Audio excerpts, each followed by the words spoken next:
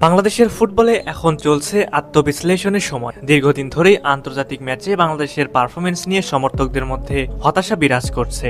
মাঠে হার, ট্যাকটিক্সের সীমাবদ্ধতা, কোচিং স্টাফের সিদ্ধান্তহীনতা সবকিছু মিলিয়ে এক ধরনের অস্থিরতা তৈরি হয়েছে। অথচ বাংলাদেশ দলে প্রতিভার কোনো ঘাটতি নেই। কিছু তরুণ ফুটবলার আন্তর্জাতিক মানে নিজেদের প্রতিষ্ঠিত করতে প্রস্তুত। তারা শুধু অপেক্ষা করছে সঠিক দিক নির্দেশনার, একটি সুনির্দিষ্ট কৌশলে যা তাদের খেলাকে উঁচু পর্যায়ে নিয়ে যেতে সাহায্য করবে। এই প্রেক্ষাপটে যখন হংকংয়ের বিপক্ষে লড়াইয়ের প্রসঙ্গ আসে, তখন অনেকেই বলবেন এটা অসম্ভব এক চ্যালেঞ্জ। কারণ হংকং বর্তমানে এশিয়ার একটি পরিণত ফুটবল দল। তাদের খেলোয়াড়রা শারীরিকভাবে শক্তিশালী, দ্রুত গতিসম্পন্ন এবং কৌশলগত দিক থেকেও সংগঠিত।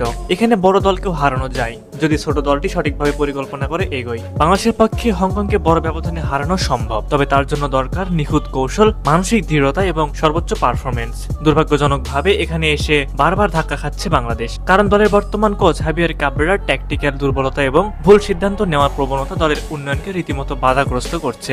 হাবিয়ার কাবরেরা বাংলাদেশের দায়িত্ব নেওয়ার পর থেকেই প্রশ্ন উঠেছে তার কৌশলগত দক্ষতা নিয়ে। ম্যাচের পরিস্থিতি পড়তে না পারা, প্রতিপক্ষ অনুযায়ী ফরমেশন না বদলানো, খেলোয়াড়দের শক্তির জায়গা অনুযায়ী পজিশন নির্ধারণ না করা, এসব ভুল সিদ্ধান্তের কারণে বাংলাদেশ বারবার পিছিয়ে পড়ছে। এমনকি যখন বাংলাদেশ প্রতিপক্ষকে চাপে ফেলতে শুরু করে, তখনও কোচের রক্ষণাত্মক মনোভাব খেলার গতি কমিয়ে দেয়। সবচেয়ে বড় হতাশার জায়গা হলো কাবরেরার অধীনে খেলোয়াড়দের মাঝেও যেন একটা আত্মবিশ্বাসের অভাব তৈরি হয়েছে। তারা যেন জানে তারা যতই চেষ্টা করুক না কেন কোচের পরিকল্পনায় সাফল্য আসবে না। এই মানসিক অবস্থা থেকে বেরিয়ে আসতে না পারলে হংকং এর মতো দলের বিপক্ষে লড়াই অসম্ভব হয়ে পড়বে।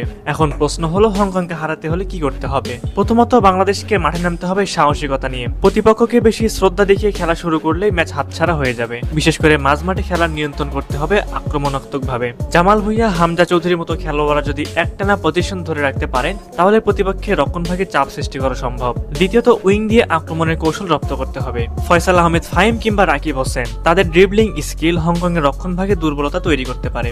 পাশাপাশি রক্ষণভাগে সুশৃঙ্খল থেকে কাউন্টার অ্যাটাকে ঠেকানো জরুরি। তৃতীয়ত মানসিকভাবে প্রস্তুতির দিকেও জোর দিতে হবে। প্রতিপক্ষ যতই শক্তিশালী হোক না কেন, খেলোয়াড়দের মনে থাকতে হবে তারা দেশের প্রতিনিধিত্ব করছে।